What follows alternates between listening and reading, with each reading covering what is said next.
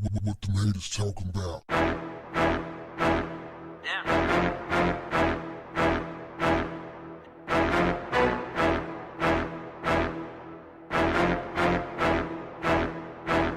What's up, family? According to singer Toni Braxton, she wished that she had had more sex when she was younger, particularly in her teenage years. She was interviewed by UK's Guardian newspaper, and she gave some rather stunning, revealing answers to their questions. When asked what Toni's biggest regret was, she told the paper, "I regret not having more sex when I was younger. I should have drank more. I should have partied more, smoked more even. I think my religious upbringing stopped me from doing a lot of things I should have done. It's not a good look at the age I am now. The way it works is you do that stuff in your 20s and 30s, and then in your 40s, you've earned enough to pay for the therapy."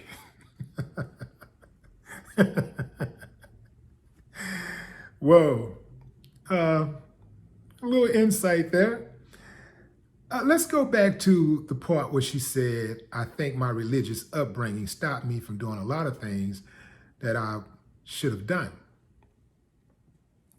I'm not too sure about that should have done, because I'll say that I know people who parents were not necessarily religious, but they had rules, they had boundaries, and they set those boundaries and rules, and their kids pretty much stayed within and followed the rules. So I don't really think that you have to be religious to, to have some decency about the way you carry yourself. But moving on, about her upbringing that restricted her thoughtness, Toni said, "I wouldn't say I was religious, but I am spiritual. I believe in a greater force.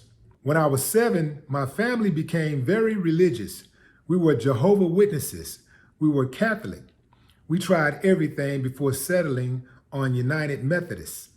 I asked my mom once what they were searching for, and she replied, it was the 70s.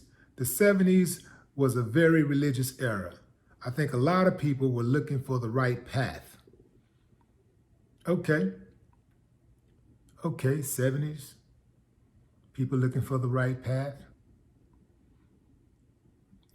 There's a lot of hippies and stuff like that, people trying to find themselves. The 70s so we're coming right off the 60s, where we're talking about the turbulent 60s. We're talking about murder, more murder. We're talking about the civil rights movement, the heart of the civil rights movement, that era. So a lot of social unrest, a lot of uncertainty. A lot of people did drugs and alcohol to cope. And so if our mom said that a lot of people were trying to find that right path, I wouldn't say that I would disagree with that. But I would think that if she had any regrets about, what she missed out on, I would say perhaps finances, not having the right mindset when it came to finances, how to get them finances in order. Because I know she had some problems with bankruptcy, and I did too, So I've filed for bankruptcy twice. So, and that's something I've never, said before, but, sometimes you got to go through things before you can get it together.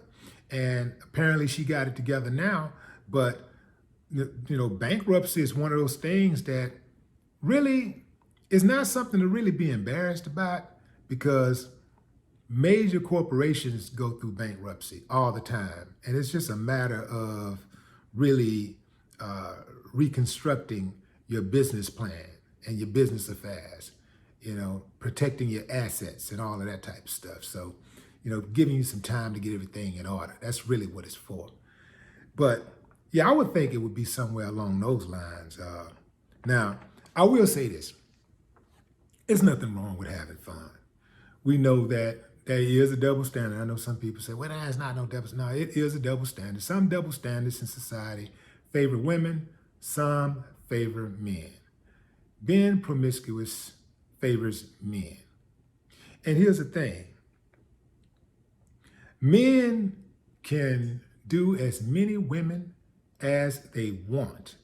And you can't shame them because a lot of men wear it as a badge of honor. They want to be seen with 2, 3 women on them. They brag about having sex with multiple women at a time. And for the most part, people don't really look down on them. Now, when women are promiscuous, not all, but oftentimes, they will try to hide it. And I think that if more women would just like own what they were doing, you know, like, and not trying to front like an angel when really they're on some devilish type shit, you know, just own it, then maybe people wouldn't be as judgmental. I think no matter what, until the end of time, people are going to be judgmental toward women when it comes to that particular double standard. That double standard ain't really gonna go nowhere, I'm telling you. That double standard is like men putting their hands on women. You know, a man putting his hands on a woman.